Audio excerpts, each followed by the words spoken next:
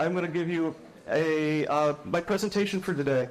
And the topic, the title is The Power and Possibility of Creative Self-Expression. It's a mouthful, but I'm really thrilled to kind of present to you where I've been in terms of print and collaborative zine making and the power of printed objects, which we all had a chance to make today. Oh, perfect. Thank you. Okay, so just a little bit of an introduction. Some of you might know that I was one of the folks to start Pechakucha, to bring Pechakucha here to Winnipeg. It was a long time ago. It was me, Oliver Oiki, and Mel Archer, who decided we were running GDC, Graphic Designers of Canada, the local Manitoba chapter, and we were trying to find a way to bring people together. It's a probably familiar concept to those of you here at CreativeMornings. We really wanted to find a way to bring ideas together, radical acts, and to find a way for people to present their stories, their ideas, their loves, their hates, their stories. And Pechakucha is still around. We brought it to Winnipeg, I think it was 2010. And for 10 years, I helped to run it and helped to put it on, like the good people today putting on Creative Mornings. We put on it was for 10 years, it was 4 per year. We put on, so let's say, just by my math, that each event had about 10 presenters, so probably about 400, maybe a little bit more, 450 people presented over the course of my tenure there. The thing is, I never presented. Somehow, I was either like too humble, too exhausted, too anxious, too whatever, too worried, too whatever. I never did a Pechakucha. So today, I am going to do Pechakucha. I know I'm pronouncing it wrong. I think it's actually Pechakucha. Excuse my pronunciation, but I always call it Pechakucha. So the way it works, for those of you who have been to Pechakucha, it's 20 slides times 20 seconds. It's a really fast, tightly constrained, and really amazing little format that a lot of folks use in their teaching, in their work. It's 20 slides times 20 seconds. As soon as Jonathan hits the go, I have literally 6 minutes and 40 seconds. The slides advance automatically, and I'm going to do my spiel. Okay? Okay. All right. Tell me when. Go. Okay. Okay, so one of the patterns I've realized in my life recently is that I'm a really big fan and lover of printed objects. And I don't know why it took me so long. It only took me like 55 years to figure this out. But I'm a huge fan of printed objects. And it all started here, I think.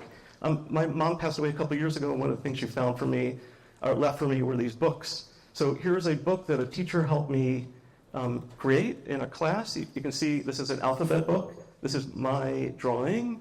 W is for which, X is for xylophone. And these are little drawings I did, little books I made at the age of 7. On the next page, S is for probably what it probably is. T is for a train, I think. So this is like where I kind of got my early start in kind of making books. And it's amazing, the teachers in the crowd, you never forget how much impact you're going to have on your students, later in life. Fast forward a few years, the power of desktop publishing came about, and I was in my 20s, and I started a couple of zines. I started this thing called Soup Magazine. It got nationally distributed, at least in the United States. It was a magazine for artists, by artists, and designers.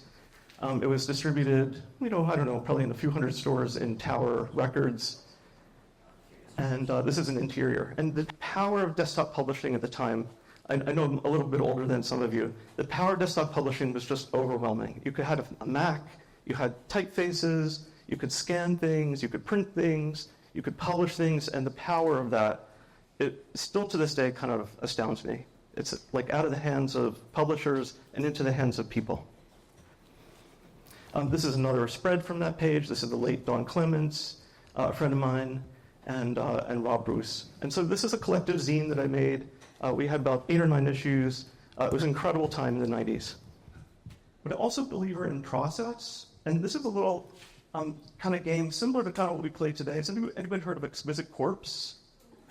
Yeah, okay, so Exquisite Corpse is you fold over one side, you have a head, fold over another side, someone else draws the body, another person draws the bottom. And my daughter and I play this game a lot. And the power of kind of drawing something and not knowing what's going to happen is super important to kind of explore for me. These are examples I'm showing you are ones that I did with my daughter. We turned it into a poster, which now graces the walls of a whole bunch of friends and family. It says, "Hi, I'm an exquisite cat. This is my house."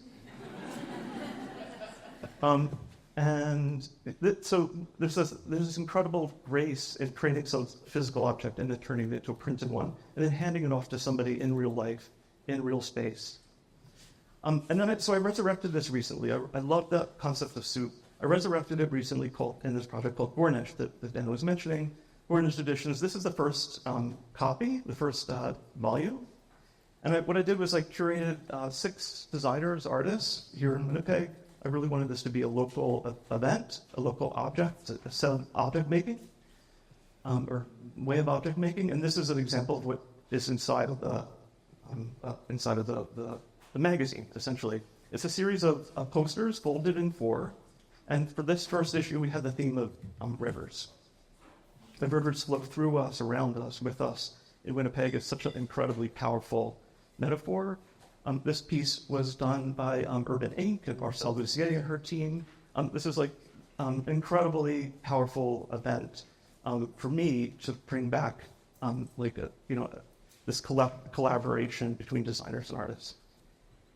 But the most important part, and I think Linda referred to this earlier, is people, right? Like without people and print, you really have nothing. And the ability to create an object, create a physical object, and share it with others is a completely different experience than, say, digital, when you're creating something on Instagram and sending it to someone or sending it to the world. It just requires intimacy, it requires breathing the same air. And this is a little zine workshop I ran with Martha Street Studio a few months ago. You can see these designers and artists are working fast and furiously to kind of create their own zines, their own books, their own magazines, their own posters. This is my favorite slide of all.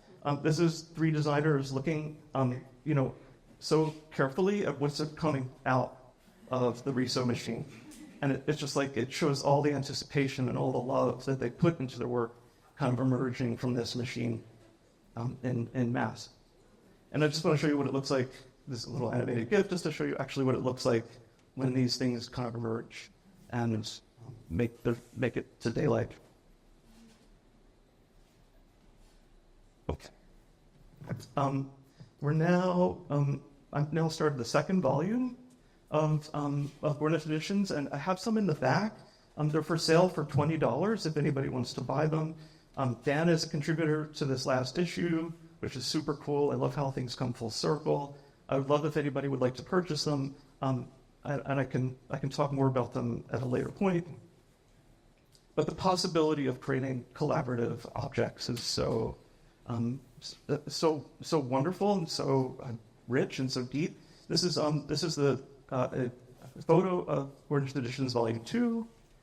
You can see each person took a different take on the topic of trees. And you can see this is Roberta Landreth's poster design. It's absolutely stunning. She's one of my favorite designers in the entire world.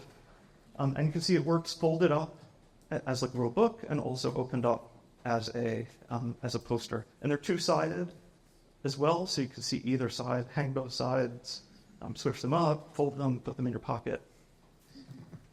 And that's it. I just want to say thank you. Thank you so much for having me. That is 6 minutes and 40 seconds. I'm really, thank you. And I just want to say, I encourage all of you to, think about the power of print and drawing and physical objects. We're evolutionary.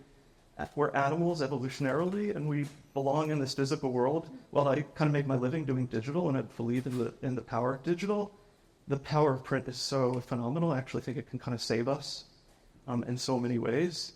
So make sure to support your local magazines, your local newspapers, your local zine makers, your local artists, and thank you.